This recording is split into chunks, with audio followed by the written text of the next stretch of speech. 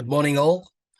Um, I'm Hi.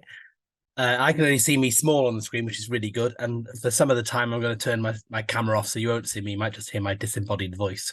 But I'm Carl Meddings, if you don't know me already, and I'm one of the Politburo for organising the Fourth World Congress of Psychogeography 2023, and we'll get started fairly soon. But I'll just give a couple of quick introductions if I can. The Politburo this year is very small.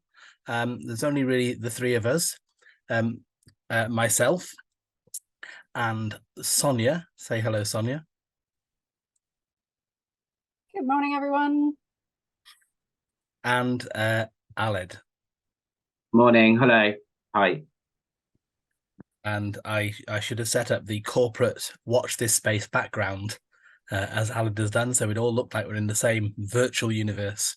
But I didn't, so you've got my virtual pretend library behind me.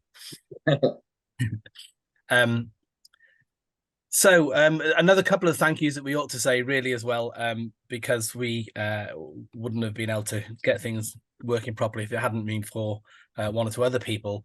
And I know they're not here, but I'm going to say thank you anyway, because in the hope that they'll watch the recording and have a warm glow, as we say so.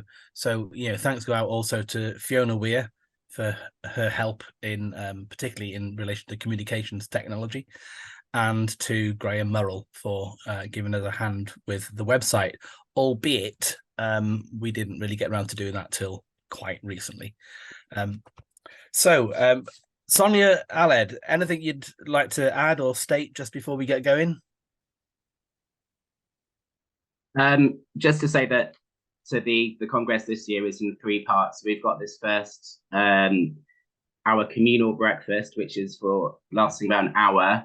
And then there's going to be an hour after that where everybody can go out for a walk. So we've got some walking inspiration, and we've also got some films. And then we're going to come back for the last hour and a half or so with some kind of longer presentations. And at the end, we put some time aside for a discussion. So if anybody wants to come forward and talk about things, then there is the space to do that. So it's a bit longer than last year's Congress. And so hopefully there's a bit more space for people to talk and also get outside as well. It's a nice day here in South Wales. I'm sure it's good everywhere else in the UK and across the world as well. Yes, do please use the social media hashtags, which I believe Aled will kindly put in the chat in due course. And also to say thanks to Carl and Aled for agreeing to keep pushing through with this. We had a meeting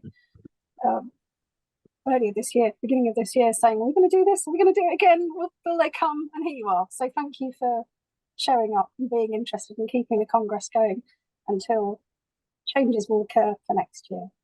But back to our MC, I think. Let's get cracking. Okay, great. So we haven't done a slick practice run through all of this, so it is kind of on the hoof. So bear with us if we have any kind of glitches. We'll do our best to solve anything that comes up. It should be straightforward, I think. So the first section is to run through a number of the postcards, starting with Julius Smith, and the title of that is "This Constant Flux." As I understand it, Aled is setting us going.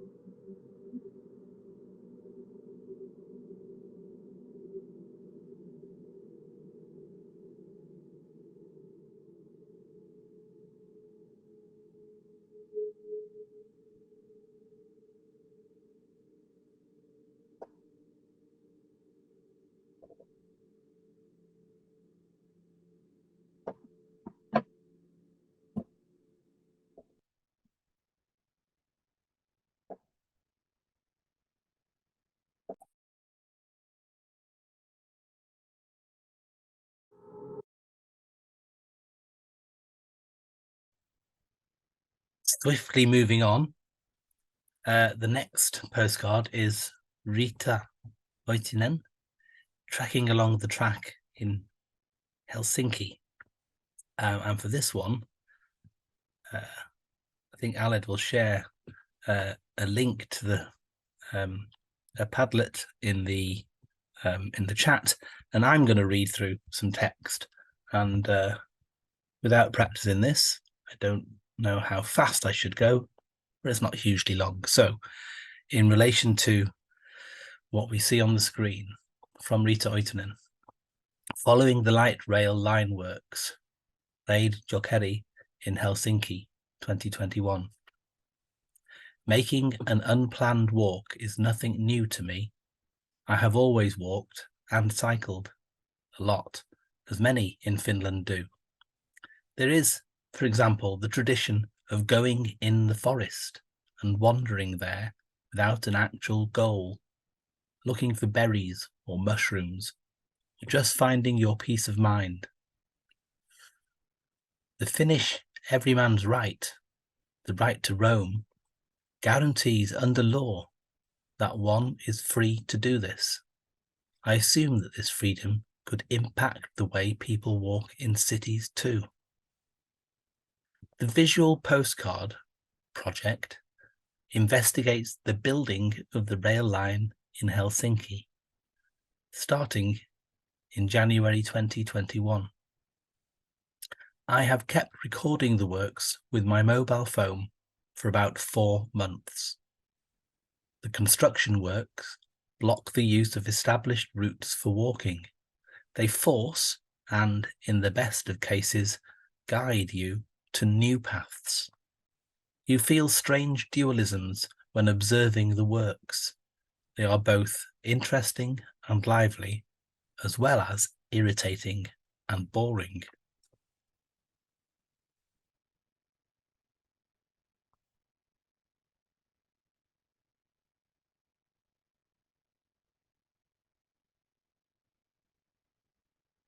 And a second postcard from Rita, roof works in Brussels during COVID.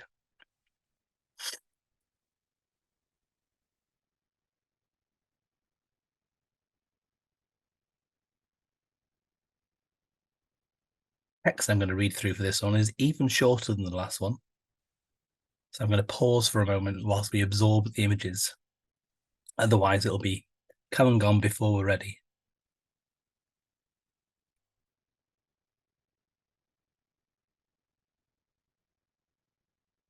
I took a series of photos during the lockdown from my windows facing in different directions.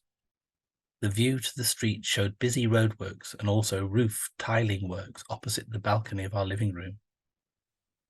It seemed to be business as usual, at least for the construction site.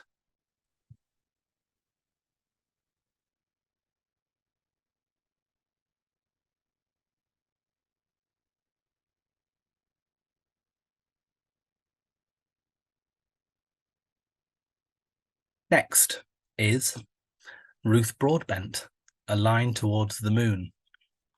And I'm going to introduce Ruth. Hopefully she's there and is able to unmute herself. And Hi, yeah, I'm here. hi, and off you go. All right.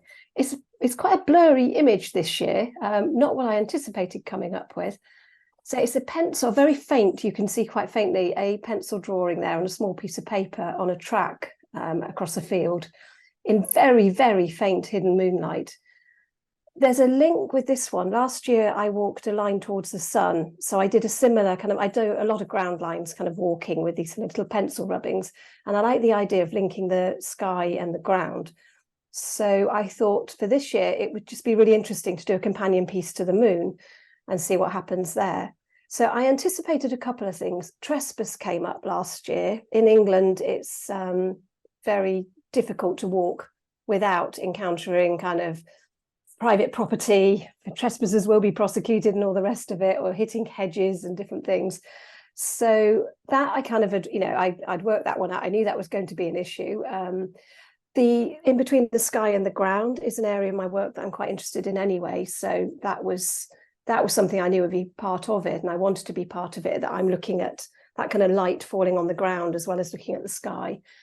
They're both lit lines, but the difference, as I was doing it, I hadn't really thought beforehand, but the sun, we're kind of not meant to look at it, but the moon, we can look at it in detail. We have a different relationship with it.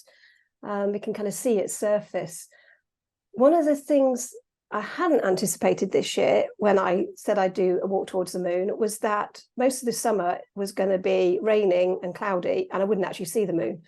So it became like this almost elusive, invisible moon that I kept looking for. And I'm always kind of conscious of the moon, but I really kind of extra tuned into its cycles. Like, where is it? What time's it coming? You know, and can I go for a walk tonight? Is this going to be the evening? So watch this space kind of almost took on a new meaning, really. I really was just staring at the sky thinking, where's the moon? So eventually I thought, well, I'm either going to have to do this when the moon's just, it's not the right part of the moon cycle. I'll just have to walk it, make it up, you know, where it might be and guess. Or I noticed there was a rare blue supermoon about to appear. So I thought, well, I'm going to walk towards that. That'd be absolutely perfect. Anyway, things kind of, I wrote about it in a blog post, which I'll put the link to in the chat. So that got delayed by a couple of days. So I did my moon walk, and it was like, I've got to do it now, or it'd be too late for today to have it ready in time. So I walked, wonderful sunset. I was walking a slow ways, reviewing a line there, which if any of you don't know about, is a really great network of walks. Again, I've got a link in the blog post on my website if you're interested in that. So I walked this line towards the sunset, and then I waited for this moon that was going to be absolutely stunning to come up, and it wasn't. It was just dark. I was wandering around this field. I'd found the perfect field for the perfect shot, and I thought this is going to look great. Anyway, I gave up. I thought this isn't going to work. So I walked towards another hill that I thought by the time I get there, I know I've had great moon sightings there, done lots of artworks around there. I'll do it there instead. So it was still dark. So I wandered up and down this little muddy field. In the end, I just thought, well, this is what it's about this year. It's about a hiding moon. So I just sat in the dark, did my little pencil rubbing, hadn't really thought through how I photographed it. So of course, photographing in the dark, I thought it would be all, you know, massively moonlit. So that's why I have a blurry little image for this year, which represents the moon is there somewhere hiding from me. And also the drawing in the dark, the extra sensory experience of actually, you know, just sitting there in the dark drawing was nice. I added a whole other kind of elements of the senses to it. So thank you for inviting me to present this year. Thank you. And moving on. By the way, I may have mentioned it before, or Sonia perhaps did, or Aled, but you can put comments in the chat, which we'll try and monitor later. That might be something that we can bring up in conversation later. So if you have an observation or a question or an idea that you think might be worth just opening up to some conversation later this afternoon, pop it in the chat so that we can remember it, and we'll see if we can manage our way through some of those later on. I think also, Carl, we've got off to quite a pace, so there is actually a fair bit of time in this first stretch if people have got questions as well. Okay, so we could, before we finish, we might have open up to some comments at that point. I think so, yeah. Yeah. All right, great. So next is Watch This Space Sensory Walk Map by Zoe Chan, and I have some more text to read as I understand it.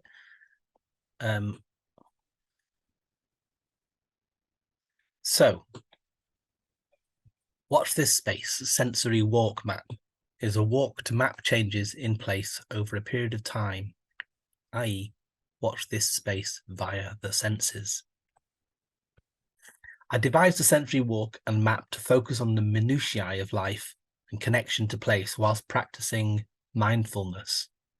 To stop, take in every minute detail that we often overlook, and be at one with your environment, thinking about how it affects you physically and emotionally, and indeed in reverse, how we as humans affect our environments. To feel connection via our senses, sights, sounds, smells, texture, and to a lesser extent, taste, and looking at change over a short or long period of time. Not only can it be done outside, whether the urban or rural, but it's suitable for inside as well, at home or in the office, for example.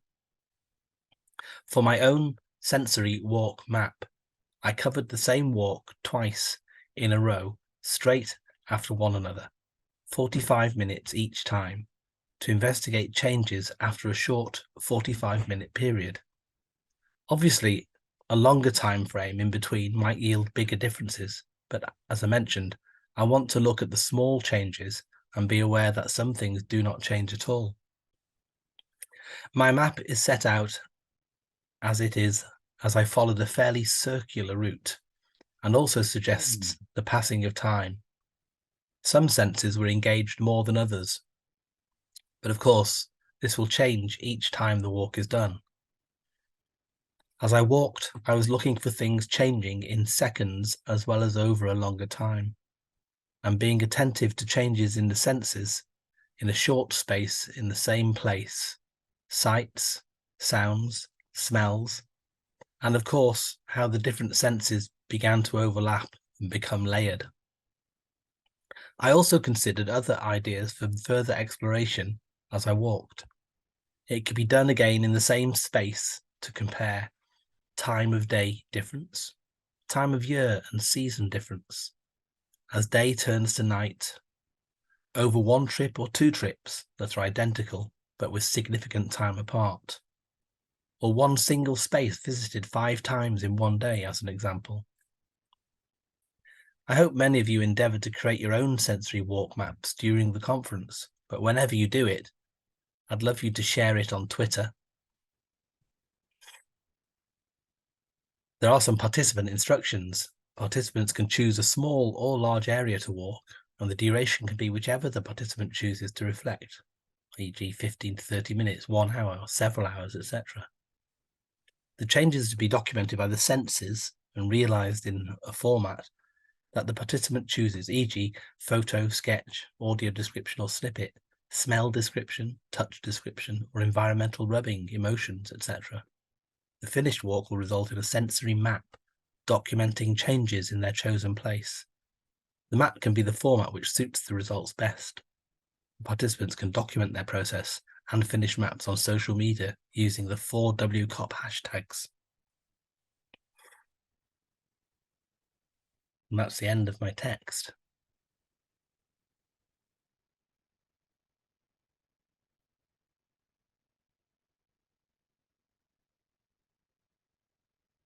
So, Ronnie Scott, Bringing the Changes, a show reel. I'm to introduce Ronnie, who will follow with a presentation. It says 5 minutes here, but we've got the luxury of time. So if you're there, Ronnie, and you want a few more than 5 minutes, then over to you.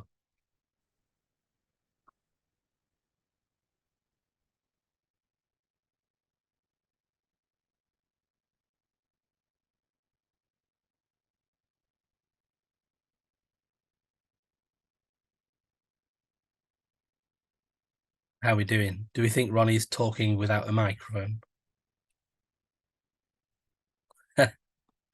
Aha, I need to unmute.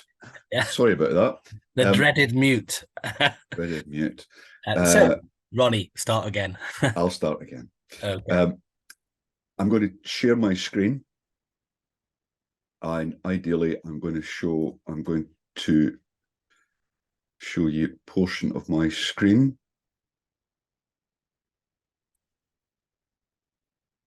So you should be seeing a postcard with some text underneath it. Yes. Is that working okay? Yes. Great, okay.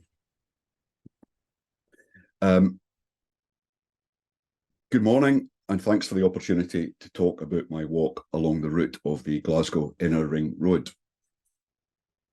First, I'd like to talk about the history of the road, and then I'd like to share some of my experiences and thoughts about walking the route.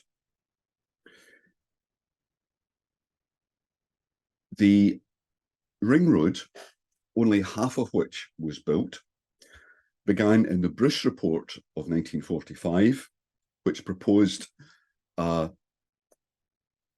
encircling highway to remove traffic from the congested city centre. Incidentally, the Bruce Report also wanted to flatten every building inside that ring road and build new modernist blocks in a rational grid. The report came to nothing, but the road was resurrected in the 1960s. The highway plan plotted a ring road on the same route, but changing politics and economics meant that only the northern and western flanks were built, becoming the 2.7-mile stretch of the N8 between junctions 15 and 21. The 15's at Townhead in the top right, 21 is at the bottom left. The completed motorway, a half-ring road that crashed through communities and created significant barriers for pedestrians and local traffic, arrived around 1970. As Billy Connolly observed, Glasgow became the only place on earth with a bypass through the town centre. For 50 years, the highway, complete circle or not, has presented physical and mental barriers to moving around the city centre, with consequences for social, economic and cultural development. The sunken section at Charing Cross is a traffic ditch that, apart from a couple of bridges, appears as uncrossable as the Amazon in full spate. The south and east flanks, although never built, brought planning blight. Decades of threatened road building stifled repairs and redevelopment, leaving an obvious corridor of underused buildings, dilapidated and abandoned factories, stalled spaces, and strings of car parks. On a happier note, my walk also revealed a series of extraordinary spaces below the raised sections, such as the vast concrete cathedrals below the north and south approaches to the Kingston Bridge, and the brutalist lounge beneath the Townhead interchange. The walk also took in a statue of St. George and the Dragon, a modern stone circle, and a reminder of the vanished Monkland Canal.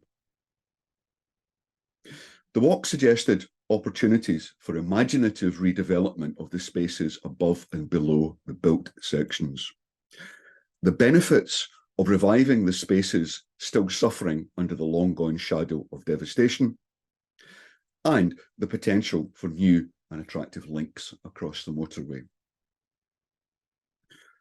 Which brings us to the current campaign called Replace the M8, which argues that the motorway makes the city less attractive to tourists, lowers land values, increases air and noise pollution, and reduces pedestrian safety. Politics and public funding will determine the outcome of the campaign, which has raised awareness of the problem and offered possible solutions. So, watch this space. And watch out for my full walk around the ring road, coming soon on my website ronnie-scott.com/ringroad. Thank you. Thank you, Ronnie. Excellent. Very thought-provoking. We move on to Patrick Ford and Dr. Nina Ulai. Are you there, Patrick and Nina? Yeah. Yes, we're here, Carl. Good morning, everyone. Good morning. So we have a recorded presentation, which I'm praying will work. Let me see.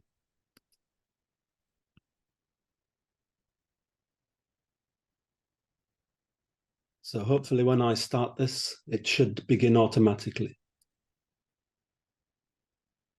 Good morning, everyone. I am Patrick.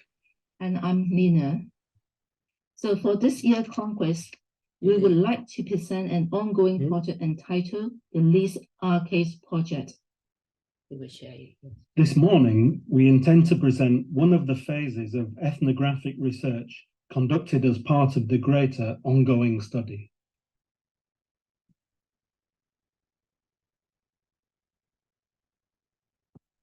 The Leeds Arcades project is obviously inspired by the work of Walter Benjamin, and the intention of this study is to examine the Victorian arcades of Leeds and people's behaviour within them.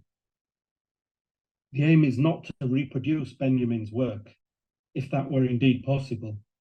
The study will attempt to observe, analyse, and hopefully comment on current modes of behaviour within these specific environments. Yeah, the scope of this entire project will look at 5 arcades within Leeds city centre, all built within a 23-year period just before the turn of the century. What we are presenting this morning concerns observation made within the oldest of the arcades, Fountain Arcade, built in 1877.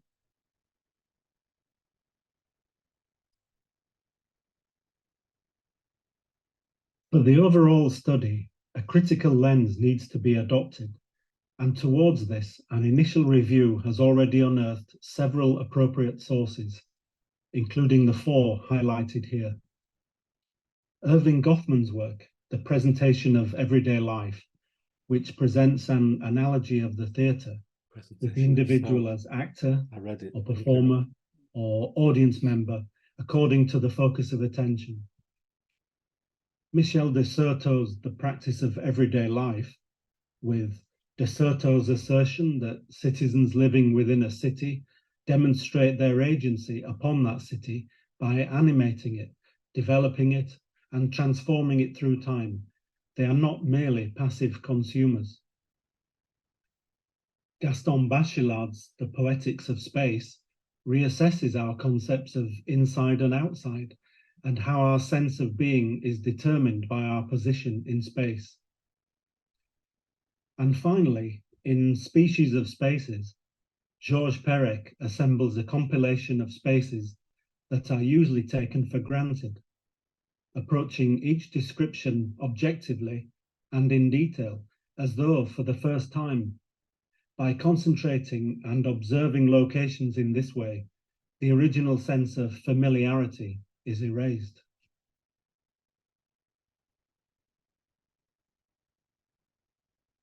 As the overall study is practice-based, a series of observations and interventions within the arcade will be created and enacted. These practical investigations will test how the research can be integrated into the creative practice. While examining 3 core elements of dramatic performances, choreography, environment, and dialogue, it is to the first of these, choreography, that our conceptual drawing exercises will explore how pedestrians move through the arcade. This will, hopefully, be the first of many reflective art-making experiments. Yeah, when we look at the map on the screen, you see here is a Fountain Arcade. The arcade runs as a gentle slope down from Lands Lane down to Begate. running from west to east. It was designed to record the passage of the people as they are passed through the arcade by drawing lines that could act as trace of the pathway taken by pedestrians. One line for each person.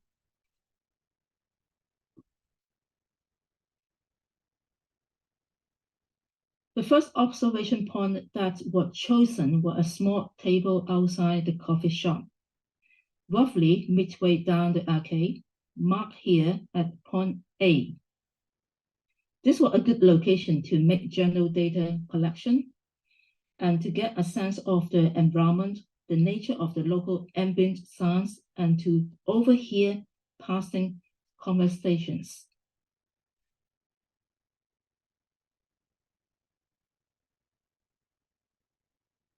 The location that was finally decided upon for the recording of the pathway drawings was within a gallery room in Starbucks above the arcade's eastern end. This viewing point can just be seen in the photograph on the left above the arcade entrance, and it is marked as point B on the map. On the first day of recording, it was raining outside, and the movement of the raindrops as they trickled down the windows within Starbucks seemed to be reflected in the movement of the pedestrians passing through the arcade from the top down to the bottom.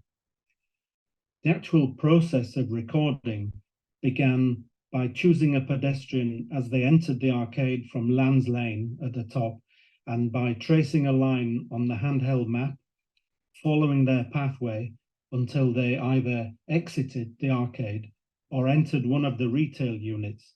And at these times, the recording ended, and a new target was chosen, entering the arcade at the top on Lands Lane once more.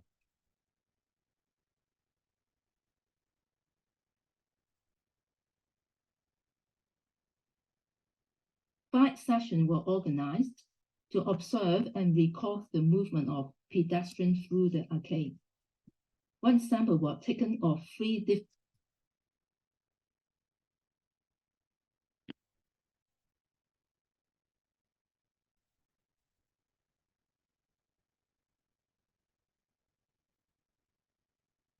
sessions were organized to observe and record the movement of pedestrians through the arcade. One sample was taken of 3 different days, with a double sample being taken on 28 July. Each sample was limited to 5 traces to keep the recorded data legible for future use. And within each sample, 5 different marking methods were employed: red dotted, blue, black, and pencil lines. The 5 observational sheets can be seen here. During all the sessions which recorded the movement of 25 individuals, there were 4 occasions when the target entered the Kapow coffee shop. That's here, here, here, and here. One occasion when the target entered the Hutong Tea House. That's here. And one instance of the target trying unsuccessfully to access Starbucks from the arcade. Using this data, more investigations are planned, with the aim of treating the recorded movements as a type of unintended choreography. It was first decided to combine the data into one overall plan of the recorded movement. And the result of this combination can be seen here. Due to the small size of the data collection sheets, the combined set of 25 movement traces look quite complicated on this A4 sheet. Yes, it is difficult to differentiate the individual pathway in this image. The lines almost appear as loose thread hanging within a frame, and which has become entangled with each other. The drawing now seems to be represent the collective movement of pedestrians rather than that of individuals. It was that designed to enlarge this image so that the collective and individual movement of the pedestrian could be understood within the same image.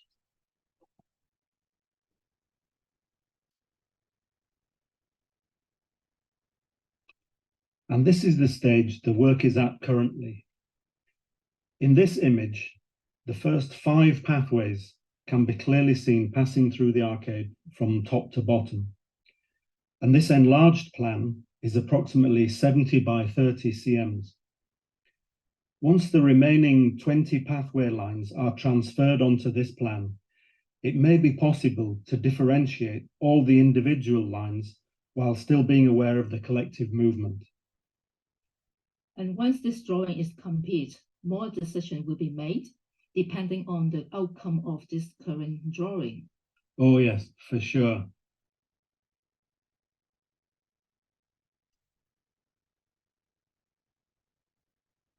This has been a brief summary of some of the work that has been conducted so far. The list of sources tabled on the screen here is a short selection taken from the ongoing literature review that is helping us to shape the study as it develops. Thank you for taking the time to listen to our presentation this morning. Yes, thank you. Thank you, Patrick and Nina. And although that your recording said thank you at the end, is there anything you'd add from real life, Patrick and Nina? In terms of the presentation, I just wanted to say that for some reason on one of the slides, the sync between the audio and what was happening on the slide was slightly out, and when I was pointing out, hopefully with the highlighter, where the people disappeared into the coffee shop, etc., it seemed to happen about 10 seconds before you could see the movement on the screen, so perhaps that part didn't make sense. Well, I think it did make sense because your diagrams were, albeit quite small on the screen, still very legible. And I'd spotted myself the points where people had gone into the coffee shop before you pointed them out. So, yeah, quite clear. That's good. Yeah, when it's your own work, you tend to highlight the things which are not, or you worry about faults and things within the presentation. But perhaps I shouldn't have, worried too much about that. Yeah. We have an IT technical issue here, right? Yeah. But anyway, thanks for everyone listening. Thank you. Well, thank you. And from the postcards and presentations from this morning's sessions, we've reached the end. And I think, as sort of Aled noted early on, we probably started at quite a pace and have not filled the time that we gave ourselves. So we have got a bit of space of time. And I wondered if anybody wanted to just reel back and ask or comment on any of the things we've seen this morning.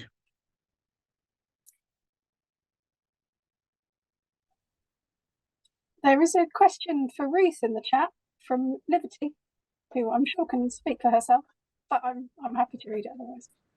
Please read it out. Yes, she said, Ruth, please could you describe more about the rubbing stroke drawing? So presumably this is a technique question for me. Yeah, thanks, Liberty. I could see your face smiling when I was talking as well, which was lovely. So I didn't feel like I was talking into the void. Yeah, I do these little, it started with the long distance journeys, and I needed something very portable, and I wanted to incorporate drawing and how I recorded them. And I was thinking about the tracks because I was very much either walking or cycling on those tracks. So I came up with that. I've actually found, here's the little moon one. It's a bit of a rubbish one because I couldn't see what I was doing. So about that size, almost the size of a Post-it note. So that's the one. So as you can see, I was drawing in the dark, so I couldn't actually see what I'd got. And it was a bit muddy, a little slightly, not really that wet actually then, but a little bit. So yeah, so I just find that there's something about just that taking a pause and sitting down that's different to me just sitting and looking. That engagement, the physical engagement with the ground, it's about the surface. It could be a really quiet place, it could be quite a noisy place, but it just gets me really tuning into what's around there. It could be who's walked here before me, what's the history, what's gone on before, what might happen in the future. So it's like a little kind of moment with that place or space that I'm passing through. And I've just kind of carried on doing them really in different contexts. So if you look on my website, if you put in the word ground lines, it brings up a whole load of those journeys and different things. So thank you for asking that. Brilliant, thank you. I Brilliant. also noticed when you said, the one before me, it was Rita's, she mentioned about trespass and freedom to roam. I thought it was an interesting kind of, as I came in straight afterwards saying about trespassing.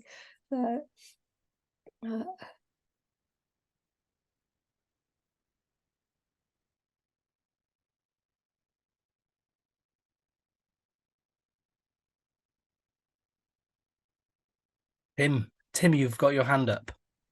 Yeah, question for Patrick. Just wondering, in monitoring the tracks, did your data extend to how long people took to get from their entrance to their exit?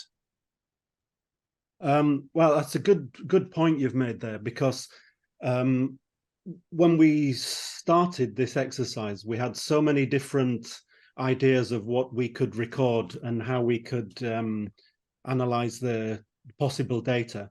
So to begin with, I wanted to just test that this method of observation was feasible. So I was purely identifying individuals as they walked through, and then when they disappeared, to keep it very simple.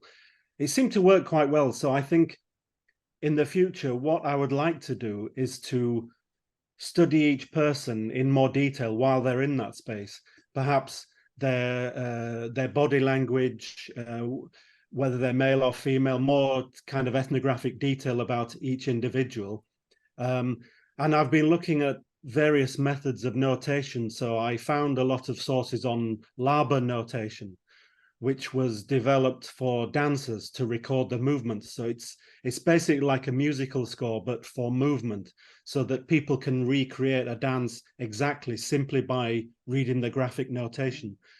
It's quite complicated, so I would probably have to just simply adapt it and simplify it. But I could, instead of a simple line for each individual, or a couple perhaps walking through, which sometimes happens, I could add information in there in the form of graphic notation, which can all be realized on the simple drawing, but which can be decoded to access this this greater information. Thank you for that. Tamsin.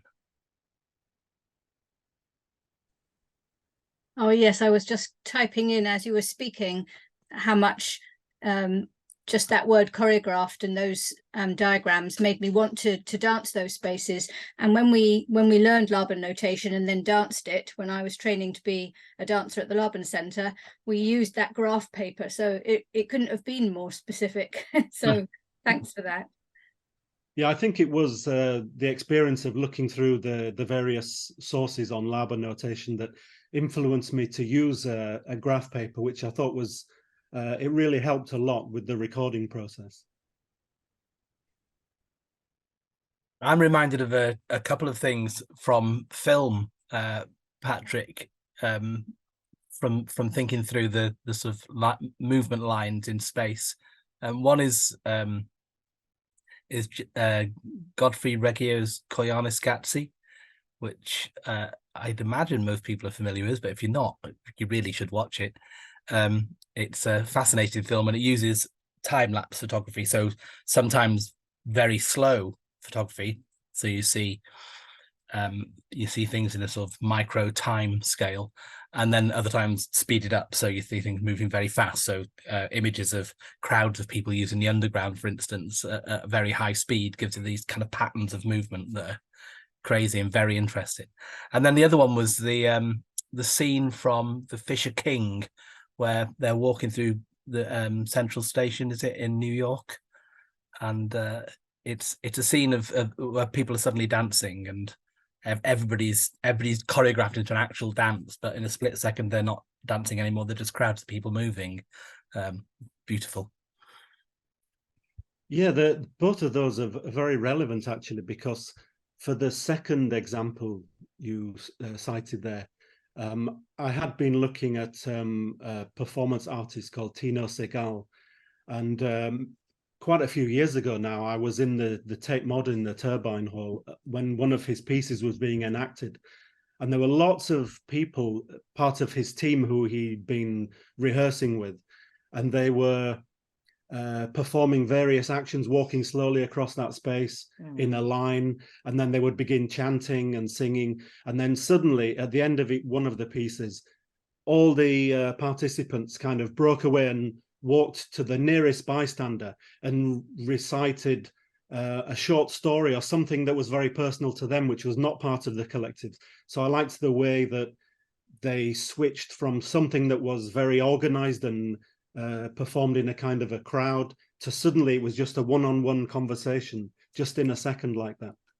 And the first example you said about we're using the time-lapse photography, that did flash through our imaginations because part of the research we'd been looking at Henri Lefebvre's rhythm analysis.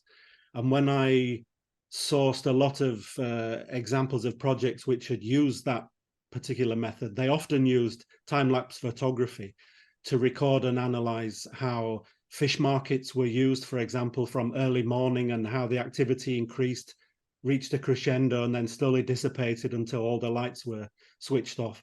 And you could see how much of the space was used, where the crescendos were of activity, and so on like this. It was quite revealing. So that's another possible thread that we could investigate at some point in the future. Thank you. Very good input. Thank you very much. Yeah. Sonia, have you monitored any other comments in the chat? Yeah, so there's a request for some references to go in the chat, things that people have just mentioned. So please, if you came up with an excellent suggestion, please do put that in the chat.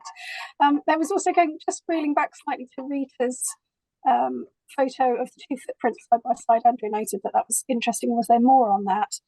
Unfortunately, Rita couldn't join us today, but Adrian's also put something in the chat in response to that question about the difference between working on one's own and working with children. I don't know if that's something that anyone else wanted to come in on.